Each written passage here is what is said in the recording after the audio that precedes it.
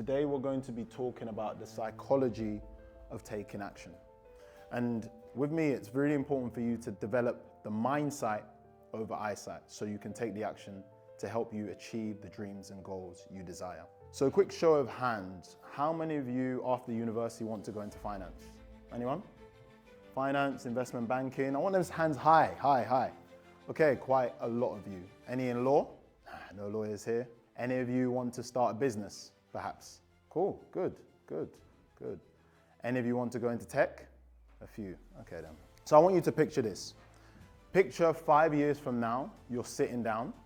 Perhaps you're in a skyscraper in London and you're reminiscing over the previous night. Perhaps you're in a conversation with your friend and you're talking about closing one of the most landmark deals that have happened in the industry. Imagine you open the Financial Times, you see and you know you've worked on that deal. But the question you all have today is, how do I get there? What are the steps? And that's where I come in. So my name is Solomon. I'm an investment banker by trade. I've worked at the likes of Goldman Sachs, Royal Bank of Canada, Deutsche Bank and Piper Sandler. But I've also been a high performance coach. I've spoken at the likes of Microsoft, WorldPay, Fizz, and universities such as King's College London and City University. And I help them with mindset, resilience, high performance. But really my real mission is to awaken the inner champion that lives inside of you. Is everyone excited for that? Put your hand up, yep. Is everyone excited? Give yourself a round of applause. Okay, so we're gonna go through a quick agenda just so you know what's happening today. First step is just to reframe fear. Then we're gonna talk about breaking the pattern. Then we're going to talk about how to have a bias towards action and building consistency. Sound good to everyone? Because it's really important to have frameworks whenever you work because it creates guardrails in your mind and you know specifically how to take that action, okay? The first thing I want you to get in is success is not an option. I repeat, success is not an option. In today's world, I have to tell you, it's very, very competitive. There's the increase in AI, which is making jobs more automated. There's geopolitics, which is making internal mobility a lot more difficult. There's also things going on with the US with tariffs, which are putting pressure on jobs. And so it's no longer enough to be good. You have to be great. You have to be excellent. And the way you get there is by having a single-minded mindset and knowing that success is not an option. I want you to repeat with me. I love energetic crowds. Success is not an option. 1, 2, 3, go. Success is not an option. Again. Success is not an option. Again. Success is not an option. I like you guys already. Give yourself a round of applause. Give yourself a round of applause. Now, the reason why I say success is not an option is because it should be the only option. And think of it, you've all experienced success in one way, shape, or form. Perhaps it's the passing exams to get into this university, or maybe it's passing a driving test. And you need to understand that all success is a microcosm of each other. Simply put, that means success in one arena can work in another arena. You just need to know how to leverage that success and use it, okay? Great. Now, put your hand up if you recognize this area. I didn't think so. This is where I grew up, Aylesbury Estate in Southeast London. In fact, I went there the other day and they haven't refurbished it. It pretty much looks the same. And I don't show you this to scare you or draw emotion. I show you this to show you that you're not defined by your location, but you have the ability to change your destination. I'm gonna repeat, you're not defined by your original location, you have the ability to change your final destination. Now, hands up if you know this logo. Everyone shout it, 1, 2, 3. Great. I read a really interesting stat in 2024. The number of applicants for the summer internship was 315,000 people applied. And the spaces available was only 2,700.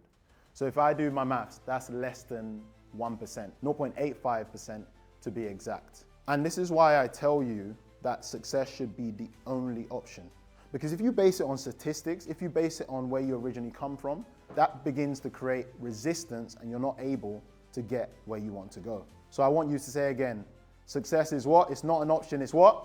It's the only option. Again, success is not an option, it's the what? Success is not an option, it's the what? And just to give you a brief background of myself, initially I was playing football, fairly good, but everyone says they want to be a footballer, right? And then I worked hard on my A-levels, was traveling 2 hours to go to school, and then was able to study engineering at the University of Warwick, despite my teachers saying I would make it to university, and then eventually broke into Goldman Sachs, one of the best investment banks. And again, I don't say it to give myself the plaudits. I want to give you and empower you the energy that success is not the option, it's the only option. And when you make it the only option, you will achieve whatever you want to achieve, okay? Good. So what do you think is the biggest thing that stops people from achieving their goals? And I'm open to the crowd. Ego. Ego, that's good. Fear. Who said fear? Just give that gentleman a round of applause. Correct. So, fear. And everyone says fear, false evidence appearing real. And that definition is good, but I actually want you to understand what that means. Fear is caution over a real and present danger. I'm going to repeat. Fear is caution over a real and present danger. Any of you scared of dogs? I think I'm the only one then. So I remember a few years ago where this dog started chasing me and I was running for my life. Luckily I was fast, right? I was running. Eventually I slipped. He comes next to me, barking and barking. Fortunately, he didn't bite me. But that was a real and present danger. However, our brain doesn't know the difference between what is imagined danger and what is actual danger. Or our brain doesn't know the difference between what is life-threatening or non-life-threatening situation. And that's why people get nervous with things like this, speaking in crowds, or applying for a job interview, or starting a new relationship. So I want you first to recognize that fear is what? It's caution over a real and present danger, okay? Okay, I want you to learn to reframe fear. I started thinking, why are people so afraid to take action?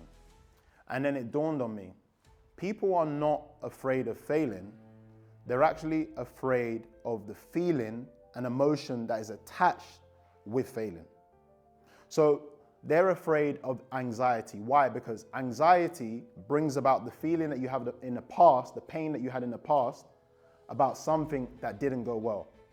And so when you consider anxiety, what you're actually doing is you're borrowing pain from your past, bringing it into the present, and you're stopping it from overcoming a future outcome you desired. I'll say it again. You are borrowing last time's pain, or you're borrowing your past pain, and you're disturbing your future gain. And so that's why I need you to understand there is a difference between fear and anxiety. Anxiety is that feeling when you get to the front and you're speaking to a crowd and your stomach feels all nervous. And I also get that, even though I'm here with you. Anxiety is where your palms begin to sweat when you're about to do something that you've never embarked before. But remember, to define it, fear is caution over a real and present danger. What is fear? I want to say it louder, guys. One more time. Thank you. So how do you overcome fear? You need to get to the point of breakthrough. Or better said, breakthrough comes at the point of no return. Have any of you ever flown on a plane before? Everyone flown on a plane?